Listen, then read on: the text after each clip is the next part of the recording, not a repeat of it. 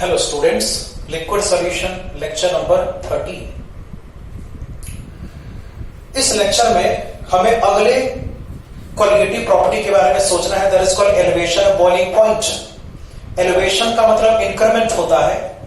तो चलिए आइए सीखते हैं कि इसका मतलब होता क्या है। सबसे पहले चूंकि मामला एलिवेशन और बॉइलिंग पॉइंट का है, तो आपको पहले बॉइलिंग पॉइंट को डिस्कस करना पड़ेगा कि what is the boiling point actually.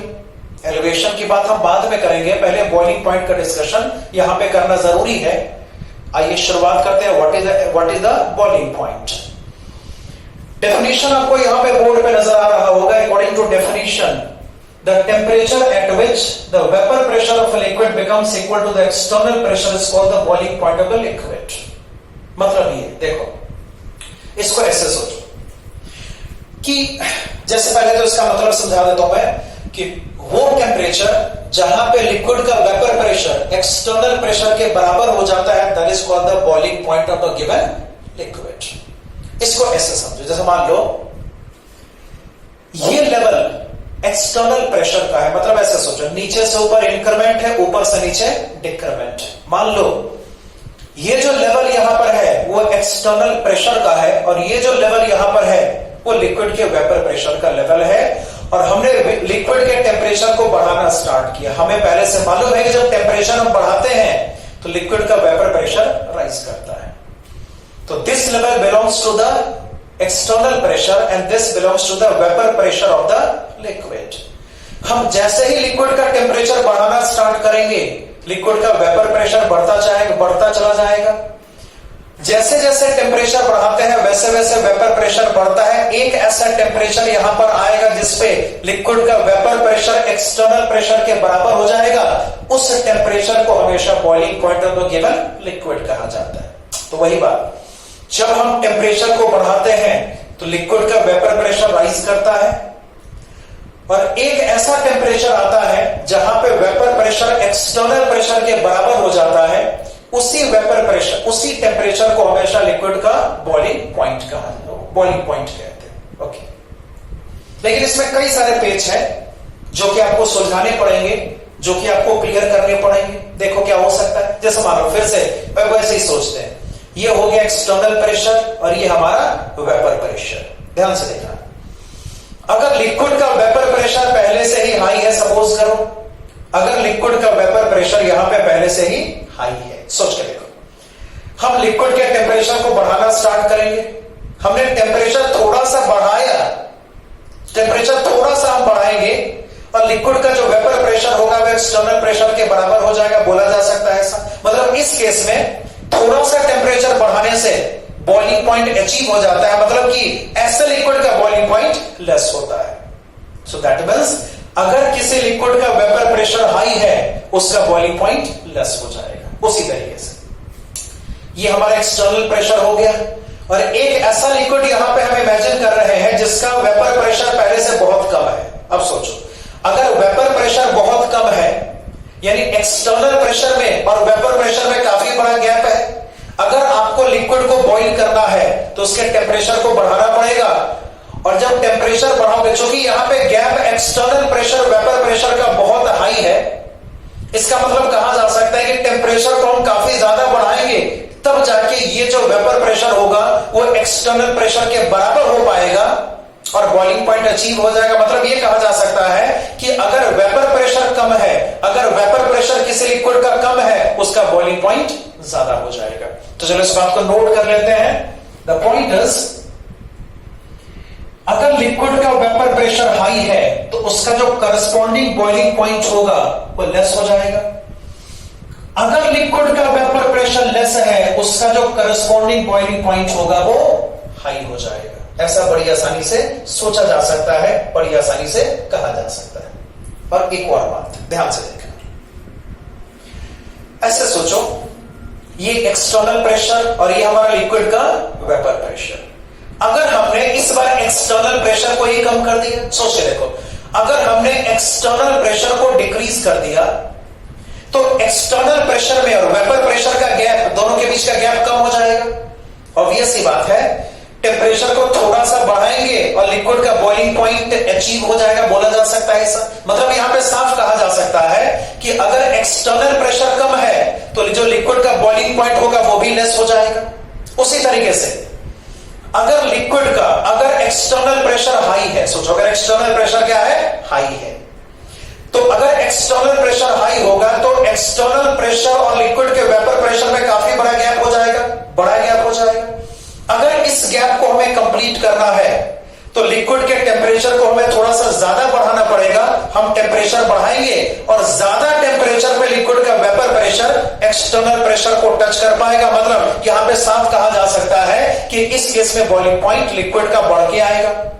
तो मामला स्पष्ट सा है कि अगर एक्सटर्नल प्रेशर को हम कम करते हैं तो बॉइलिंग पॉइंट कम हो जाता है, अगर एक्सटर्नल प्रेशर को बढ़ाते हैं तो बॉइलिंग पॉइंट बढ़ जाता है। इसका एक बहुत कॉमन एग्जांपल है जो कि अपने लाइफ से भी ले सकते हैं। जैसे हम सबने कभी न कभी पढ़ा हुआ है कि जब हम प्लेन्स की बात करते हैं तो प्लेन पे राइस का जो कुकिंग टाइम होता है वो कम होता है, और अगर हाइट पे हम जाते हैं, अगर हाइट पे हम राइस को कुक करते हैं ना तो राइस का जो कुकिंग टाइम है वो ज्यादा होता है। अब इसका रीजन क्या हो सकता है मैं समझाता हूं। देखो, प्लेन पे वेपर प्रेशर ज्यादा होगा, सॉरी प्लेन पे एक्सटर्नल प्रेशर ज्यादा होगा। अगर एक्सटर्नल प्रेशर ज्यादा होगा, वाटर का बॉइलिंग पॉइंट, वाटर में राइस कुक होता है ना, वाटर का जो बॉइलिंग पॉइंट होगा वो ज्यादा आ जाएगा, यानी राइस ज्यादा टेम्परेचर पे कुक होगा, राइस का जो कुकिंग टाइम होगा वो बड़ा कम हो जाएगा। अगर हम हाइट की बात करें, हाइट पे एक्सटर्नल प्रेशर कम होता है, इसका जिक्र, इसका डिस्कशन ये सब आपको पहले से ही मालूम है। तो अगर हाइट पे एक्सटर्नल प्रेशर कम होता है तो समझो बॉइलिंग पॉइंट भी कम हो जाएगा, वाटर कम ही टेम्परेचर पे बॉइल होना शुरू हो जाएगा, यानी राइस का जो कुकिंग टाइम होगा वो लेस टेम्परेचर पे ज्यादा होगा। कुल मिला के बात यही है कि अगर एक्सटर्नल प्रेशर को हम बढ़ाते हैं तो बॉइलिंग पॉइंट ज्यादा होगा, अगर एक्सटर्नल प्रेशर को हम कम करते हैं तो बॉइलिंग पॉइंट कम हो जाएगा। सो दैट मींस इस पॉइंट को भी यहां पे नोट किया जाना चाहिए। द पॉइंट इज कि अगर हमने P एक्सटर्नल को बढ़ा दिया तो करस्पॉन्डिंग लिक्विड का जो बॉइलिंग पॉइंट होगा वो इंक्रीज कर जाएगा, और अगर हमने P एक्सटर्नल को डिक्रीज कर दिया तो लिक्विड का जो बॉइलिंग पॉइंट होगा वो डिक्रीज कर जाएगा। ऐसा बड़ी आसानी से कहा जा सकता है। अब चलिए आगे बात करते हैं। देखो, क्योंकि ये पूरा डिस्कशन हमारा जो है वो सॉलिड लिक्विड सॉल्यूशन का है, जहां पे सॉलिड नॉन वोलेटाइल माना जाता है, और हम सबने आरएलवीपी में इस बात का डिस्कशन किया हुआ है कि सॉल्यूशन का जो वेपर प्रेशर होगा वो एक्चुअल में सॉल्वेंट के रिस्पेक्ट में हमेशा कम होगा। तो चलिए सारी बात करेंगे, इसको ध्यान से देखना। सपोज करो जो सॉल्वेंट का वेपर प्रेशर यहां पर है, solvent vapour pressure is equal to let's say P naught, ऐसे हमने सोच लिया। Every solvent has a boiling point, तो यहां पे चलो बॉइलिंग पॉइंट ऑफ सॉल्वेंट को अगर पी नॉट से रिप्रेजेंट करेंगे, मतलब ऐसा लिखते हैं ना, जो वेपर प्रेशर, सॉरी, जो आपका यहां पे बॉइलिंग पॉइंट होगा सॉल्वेंट का, let's say this equals to P naught, ऐसा कर लेते हैं। उसी तरीके से अगर वेपर प्रेशर यहां पे सॉल्यूशन करेंगे तो ये हो सकता है मान लो पीएस, और जो बॉइलिंग पॉइंट यहां पे सॉल्यूशन का होगा इसको यहां पे सपोज कर हमने रिप्रेजेंट किया टीबी से। हमें पहले से इस बात का आइडिया है कि जो आपका पी नॉट होगा वो हमेशा पीएस के रेस्पेक्ट में ग्रेटर होगा, ऐसा बोला जा सकता है। Less is the vapour pressure, greater is the boiling point. इसका मतलब साफ है कि जो सॉल्यूशन का बॉइलिंग पॉइंट होगा वो सॉल्वेंट के रेस्पेक्ट में ग्रेटर होगा। मतलब यहां पर साफ कहा जा सकता है अगर टी नॉट और टीबी का कंपैरिजन करेंगे, टीबी हमेशा टी नॉट के रेस्पेक्ट में ग्रेटर आएगा। तो कहने का मतलब ऐसा है कि अगर हमारे पास प्योर सॉल्वेंट पहले से प्रेजेंट है, उसमें हम नॉन वोलेटाइल सॉल्यूट ऐड करके उसको अगर सॉल्यूशन में कन्वर्ट करेंगे तो रिजल्टिंग सॉल्यूशन का जो बॉइलिंग पॉइंट होगा, जो रिजल्टिंग सॉल्यूशन का बॉइलिंग पॉइंट होगा वो हमेशा सॉल्वेंट के रिस्पेक्ट में ज्यादा होगा। मतलब अगर हमने सॉल्वेंट को सॉल्यूशन में कन्वर्ट किया तो बॉइलिंग पॉइंट में एलिवेशन होगा, and this is called the elevation of boiling point. अगर इस एलिवेशन को यहां पे डिटरमाइन करेंगे, मतलब एलिवेशन में बॉइलिंग पॉइंट को हमने शो किया वही टीबी से, तो this TB is equal to result आपके पास यहां पे पॉसिबल होगा TB minus T naught. Clear? अब इसको कॉपी करें, इसके बाद आगे की बात करते हैं।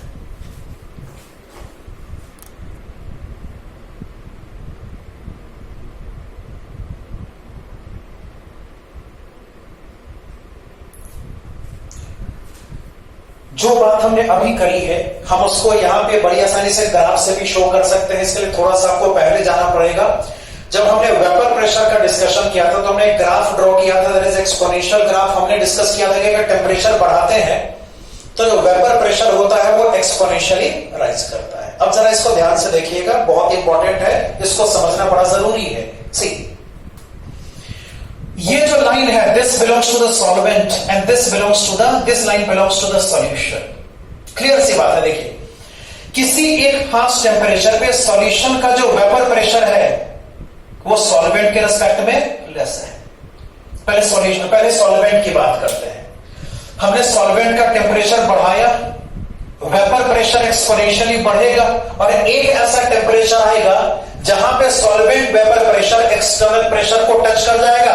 That temperature is called the boiling point of the solvent. उसी तरीके से अगर हम यहां पे सॉल्यूशन की बात करेंगे, सिंपल सी बात है, सॉल्यूशन का जो वेपर प्रेशर यहां पे आपको दिख रहा है वो सॉल्वेंट के रिस्पेक्ट में लेस है। हम सॉल्यूशन के टेम्परेचर को बढ़ाएंगे, एक्सपोनेंशियली जो सॉल्यूशन का टेम्परेचर होगा वो राइज करेगा और एक ऐसा टेम्परेचर आएगा जहां पे सॉल्यूशन का जो वेपर प्रेशर होगा एक्सटर्नल प्रेशर के बराबर हो जाएगा। उस टेम्परेचर को सॉल्यूशन का बॉइलिंग पॉइंट कहा जाएगा, that is represented by TB. और बहुत आसानी से देखा जा सकता है कि जो आपका यहां पे टीबी है वो टी नोट के रेस्पेक्ट में ग्रेटर है। मतलब कि अगर आप यहां पे इस डिफरेंस को रिप्रेजेंट करेंगे, this difference is equal to delta TB. Okay, draw this graph.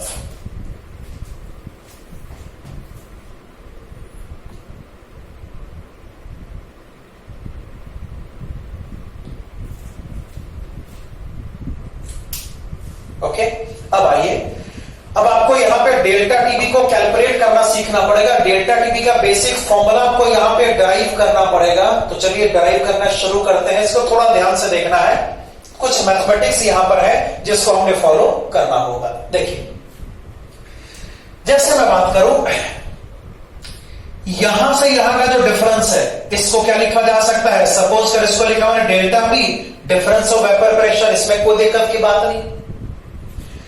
यहां से यहां का डिफरेंस क्या होगा? डेल्टा टीबी ना, इसको चलो मैंने इस बार लिखा डेल्टा टी, बात वही है, delta T equals to delta TB. और एक छोटी सी बात, ये जो लाइंस है ना, ये काफी, इसका कर्वेचर बहुत कम होता है प्रैक्टिकली। मतलब ये कहा जा सकता है कि ये जो लाइन है अप्रोक्सीमेटली स्ट्रेट लाइन है। देखो होता क्या है ना, ये जो डेल्टा टीबी है वो कभी भी बहुत बड़ा नहीं होता। डेल्टा टीबी का डेटा बड़ा छोटा सा होता है, that is not very high data.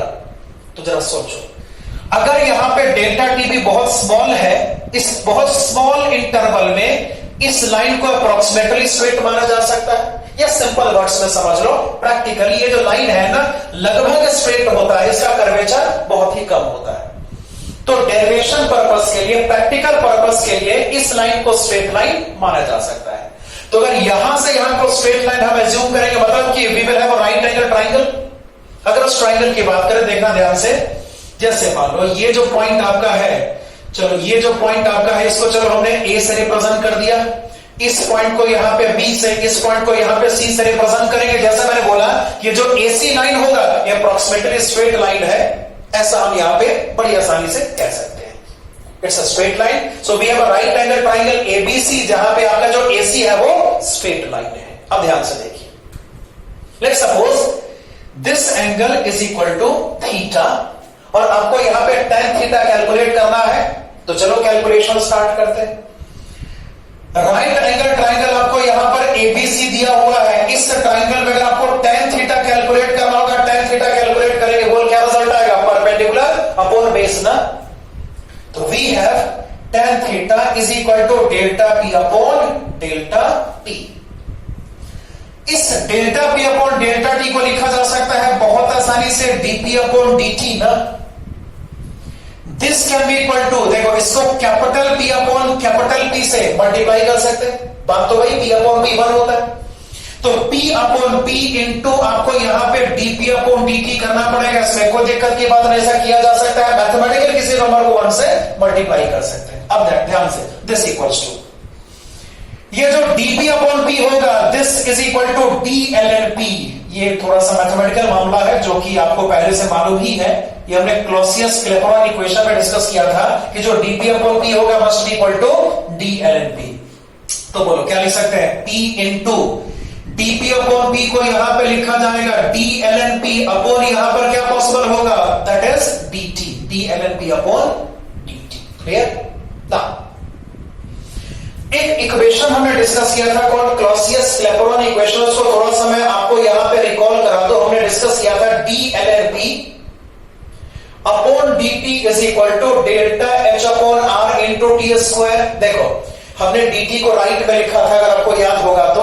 अब उसको लेफ्ट में करेंगे तो ये रिजल्ट आएगा, this is Clausius Clapeyron equation D ln P upon dt equals to delta H upon R into T square. So put the value, this is equal to P into D ln P upon dt का मतलब यहां पर होगा क्या, delta H upon R into T naught का square. T naught का मतलब solvent का बॉइलिंग पॉइंट है, तो इसको ऐसे करके लिखा जा सकता है। क्लियर ना। तो हमने फाइनली इस एक्सप्रेशन को इसके बराबर प्रूव कर लिया, तो ठीक है, इसको यहां पर भी लिखेंगे, कोई दिक्कत नहीं होगी। हमने यहां पे प्रूव किया है कि delta P upon delta T is equal to हो जाएगा P into delta H upon R into T naught का स्क्वायर ना। जस्ट आपको यहां पे डेल्टा T का सेपरेशन करना है, क्योंकि आपको कैलकुलेशन डेल्टा TB का ही करना है ना। डेल्टा TB का मतलब यहां पे डेल्टा T होगा, तो जस्ट सेपरेट डेल्टा T। तो अगर ऐसा करते हैं, जरा ध्यान से देखो, इसको लिख सकते हैं delta P upon capital letter P multiplied में, हाँ जी, आगे इसको लिखा जाएगा R into T naught square upon we can write delta H ना। इसमें कोई दिक्कत की बात नहीं। एंड दिस इक्वल्स टू, ध्यान से देखना, डेल्टा P का मतलब यहां पर क्या हो सकता है, P नॉट माइनस PS, और जो फाइनल प्रेशर है वो क्या है, दैट इज PS। इसको लिख सकते हैं P naught minus PS upon PS multiplied by R into T naught square upon यहां पर हो जाएगा दैट इज डेल्टा H।